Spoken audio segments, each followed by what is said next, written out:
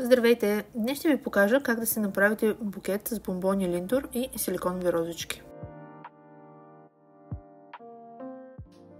Започваме с ето това купче, което се напоява с вода. Аз съм го купувала онлайн от един сайт, ще оставя линк по-долу. Драдала съм си парче, колкото да го събера в тази чанчичка и малко ще го направя като трапец тук.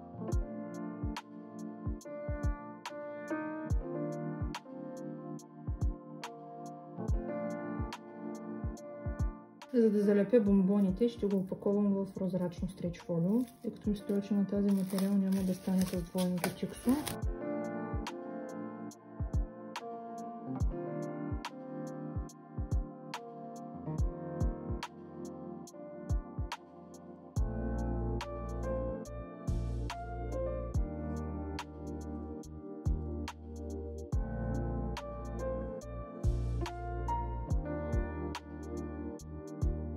Залепям на долния край с двойно залепващо чиксо, за да не се разпадне. Мисля, че перфектно пасва. Тук съм си подготвила едно парче от светарска опаковачна хартия. Не знам как ще ми се получи тук. Може би в последствие ще реша искам или не искам да имам тази хартия.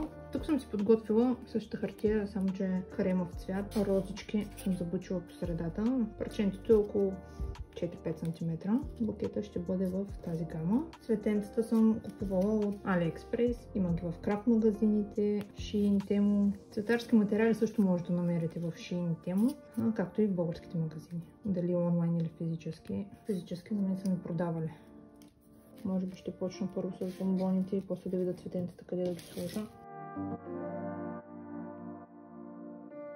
Нагласих си 7 бомбона, но може би 5 са добре като брой. И сега ще тестваме. Може би с 5 ще стане за тази кошничка. За всеки случай залепяме целофана на бомбона, тъй като ми се струва, че повече ще държи лентата на него, отколкото другото, тази основата.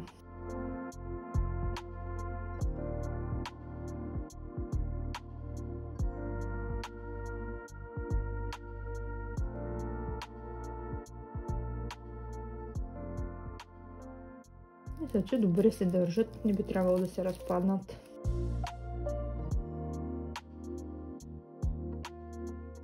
И така преминаваме към забучването на цветенцата.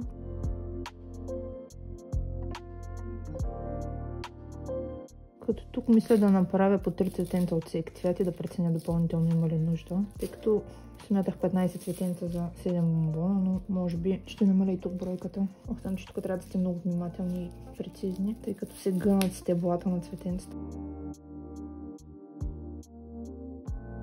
Много зависи и самото цветенце как е телта. Тъй като някои са ползвани за навиване и са ето и такива кадрави. Мисля, че добре се получава и като цветове.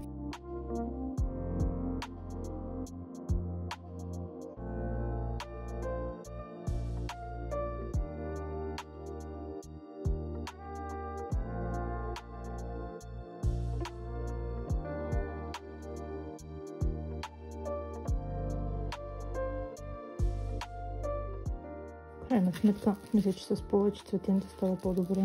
Вие какво мислите?